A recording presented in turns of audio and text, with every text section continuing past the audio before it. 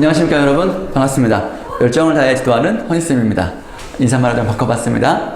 118번 142년 동안 이어진 씨앗 실험이라는 오철우님의 글을 보겠습니다. 142년이면 엄청난 시간입니다. 100년을 넘어선다는 건 감히 상상할 수 없는 그런 시간이죠. 그래서 실험이니까 과학에 관한 것 중에서 우리가 씨앗과 관련된 실험이 142년 동안 이었다. 1번 느린 시간과 무슨 시간? 빠른 시간. 빠른 시간. 그래서 우리는 현대사회의 특징이 속도, 5G 이런 것들, 6G 이런 것들 있잖아요. 빠름이 굉장히 미덕인 그런 시대. 빠름이 미덕인 그런 시대에 살고 있지만 이런 빠름이 모두 다 빠를 필요는 없다고 선생님 생각해요. 우리가 어제 117번 걷기와 관련된 글에서도 시속 50km 속도로 갈 때는 앞만 봐요. 그러나 걸을 때, 자전거를 탈 때는 앞뿐만 아니라 옆도, 때론 뒤도 이렇게 볼 여유가 있는 것 아니겠습니까? 그래서 느린 시간 동안 이어지는 과학 연구를 통해서 뭔가 하고자 하는 말씀이 있지 않을까 싶습니다. 그래서 우리가 여러분들 과학 실험 해본 적 있으신가요? 과학 실험. 선생님은 어릴 때부터 이런저런 호기심이 좀 많아서 초등학교 때 과학 실험 보고서도 막 쓰고 그랬었어요. 14개의 주제로 쌤이 시키지 않았는데 그냥 자발적으로 하고 싶어서 막 공책에다 막 나름대로 틀을 갖춰가지고 메모했는데 그 공책을 잃어버렸어요. 그래서 14개의 주제가 다 기억이 안 나. 초등학교 6학년 때 그 아이디어를 떠올려서 뭐 되게 좀 유치한 거죠. 근데 그걸 떠올려서 그걸 했다는 것 자체가 선생님이 조금 스스로 기특해. 2개가 기억나는데 이거는 선생님 본 수업 시간에 선생님이 그렇게 얘기하겠습니다. 지금 얘기한 건 조금 이제 너무 부끄러워서. 유치해요. 유치한데 그걸 혼자 어떻게 그걸 하려는 그 아이디어가 좀 뭐랄까, 내 아들이 그걸 했다면 선생님은, 혹시 여러분들이 그걸 한다면 선생님은 칭찬해 줄 것 같아. 나의 마인드라면. 그래서 과학 실험이 굉장히 뭐랄까 오랜 시간이 걸려요. 뚝딱 만들어지는 게 아니라 여러분들이 계획도 하고 실험 과정에서 절차 설계도 하고 결과에 대해서 피드백도 하고 그러면서 굉장히 시간이 많이 걸려요. 인내심이 굉장히 요구가 돼요. 빛나는 창의성과 인내심이 바탕이 돼야 의미 있는 과학 실험. 실패하는 것이 엄청 많죠. 100개, 1000개 실패하면 1개가 될까 말까 그 정도로 있는 것입니다. 그래서 여러분들이 흥미심이 있고 끈기와 도전정신이 있다면 과학 연구자의 길을 가는 것도 선생님은 추천하는 바입니다. 선생님도 한때 과학기술자가 되고 싶었거든. 근데 못 갔어요. 그 길을 못 갔어요. 자, 어떤 글인지 봅시다. 백신 개발처럼 한시가 급한 연구가 주목받고 최초 발견의 영광을 놓치지 않으려고 경쟁하는 연구가 중요한 요즘 세상이지만 더러는 가끔은 자연의 긴 시간을 기다리며 여러 세대가 함께하는 느린 연구도 있다. 느린 연구에 대해서 포인트가 더 있는 것이죠. 백신 개발, 지금 코로나19 백신인 거죠. 개발이 지금 되고 있고 더 좋은 변이 바이러스에도 대항할 수 있는 바이러스 치료할 수 있는 백신 치료제라든가 또 이제 예방할 수 있는 백신 개발이 막 되고 있죠. 한시라는 말은 아주 잠깐의 시간이에요. 잠깐의 시간이어서 잠깐이라도 이제 급한, 아주 한시가 급하다라는 말은 조금 더 급하다. 굉장히 이제 여유가 없다 이런 소리입니다. 그렇죠. 빨리 하면 좋죠. 목숨을 구하는 일이니까요. 자, 그러면 느린 연구가 무엇인지 우리 좀 더 알아볼 필요가 있겠네요. 여기에 포인트니까 지우고 이 문단 보겠습니다.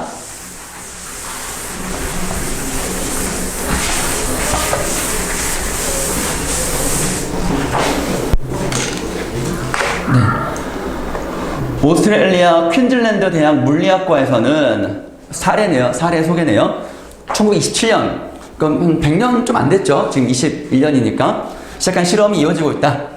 고열로 녹인 찌꺼기. 타르가 이제 그 아스팔트에 뿌리는 도료 그런 거예요. 찌꺼기를 깔때기에 부어 굳힌 다음에 6에서 12년마다 한 방울씩 떨어지는 고체 타르의 흐르는 성질. 그러니까 타르는 고체의 특성이 있는데 이것이 흐르는 성질이니까 이거는 유체의 성질이 있는 거야. 그래서 뒤에 이제 소개하겠지만 고체인데도 이것이 점성이 아주 거의 없는, 그렇지만 점성이 조금은 있는 그 성질을 보여주고자 이거를 이제 실험을 한 거야. 그러니까 우리가 뭘 이제 매달아 놓으면 아래로 떨어지는 성질 있잖아요. 물을 부어 놓으면 아래로 떨어지는 것처럼. 근데 나무를 이 사이에 집어넣으면 나무가 액체가 되어 떨어지진 않잖아. 그런 것처럼. 그런데 이 타르는 그런 고체처럼 딱딱 때리면 부서져. 고체처럼 보이지만 이게 아주 이제 점성이 조금은 있는 거야. 그래서 그것이 바로는 안 떨어지고 6에서 12년 동안 중력의 영향으로 조금씩 떨어지는 것을 보여주고자 이 실험을 했는데 지금까지 이어지고 있어서 그러니까 6에서 12년 동안 떨어지니까 90년 동안 많이 몇 방울 떨어졌겠지? 야, 이거 언제 기다려, 이거를? 연구자들이 여러 세대를 거치며 9번의 방울이 맺히고 떨어지는 현상을 관찰했다. 2014년 BBC를, 영국의 유명한 언론 매체가 BBC죠. 여러 언론이 주목하는 가운데 9번째 방울이 떨어졌고, 이제 10번째 방울이 맺혀 낙하를 준비한다. 14년이니까, 6에서 12년이니까 떨어질 때가 됐죠, 이제. 이런 연구도 있네요. 자, 최근 이곳 웹사이트에 들러보니 10번째 방울을 보여주는 스트리밍 방송. 왜냐면 이거 역사적인 순간이니까 뚝뚝 떨어진 찰나의 순간을 기록하고 싶겠죠. 진행 중인데 미동도 느껴지지 않는 느린 자연현상. 거의 지금 딱 본다고 해서 이게 흐르는 게 보이진 않겠죠. 오랜 시간 동안 쪼쪼씩 있는 거니까. 관찰하겠다고 등록한 사람들이 160개국 3만여 명이라고 합니다. 대단한 열정이네요. 선생님도 한번 들어가 볼까 생각 중입니다. 자, 또 다른 느린 실험 하나가 최근 뉴욕타임즈 보도를 통해 알려졌다. 미국 미시간 주립대학 식물학자들이 140년 넘게 이어온 씨앗 발화 실험단. 씨앗 발화가 이제 싹이 나는 거죠.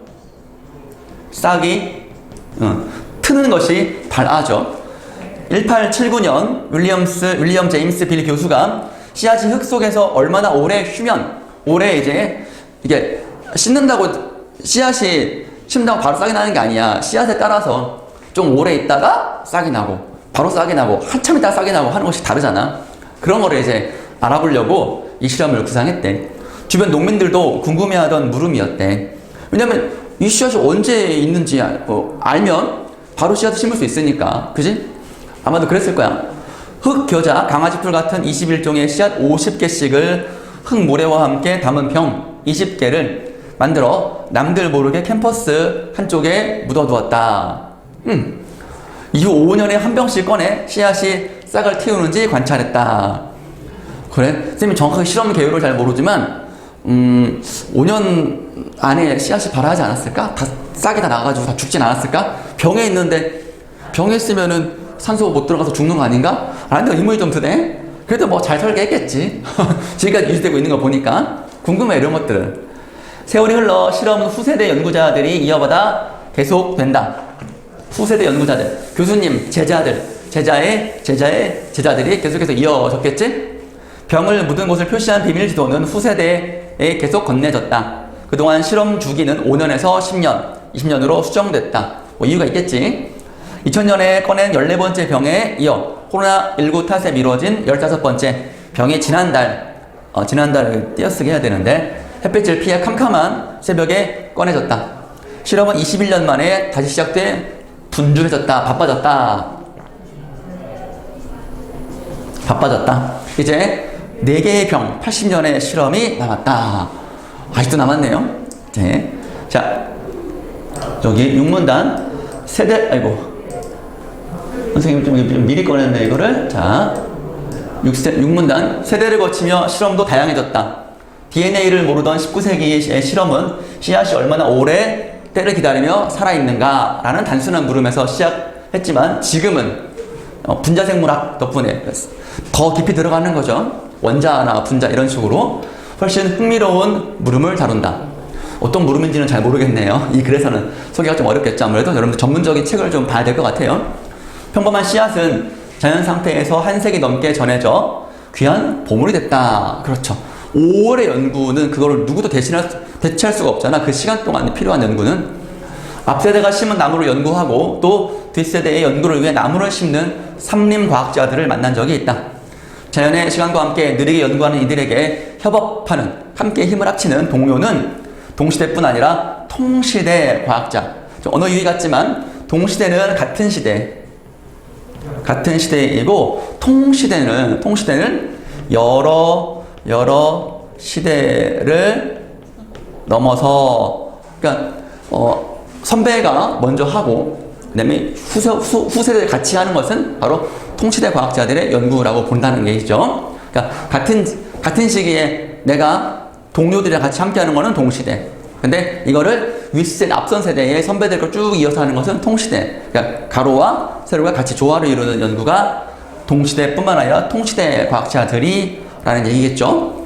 지식과 문화는 사물과 실행의 공유를 통해 함께 나누는 것이죠.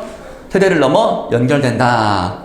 그러면서 좀 더 나은 과학기술이 만들어지고 인류는 그만큼 더 행복해지겠죠. 그로도 가는 게 맞겠죠. 자, 인터넷 그 링크가 하나 쌤이 소개해 줄게요. 여러분들 우리 유튜브 채널에 올릴 테니까 링크만 올릴 거예요. 서울신문에 2013년 기사예요. 보시면 타이틀을 보면은 네이처라는 유명한 과학 잡지에서 느린 연구로 5개를 선정을 했대요. 그래서 여기 작물 재배 시험장에서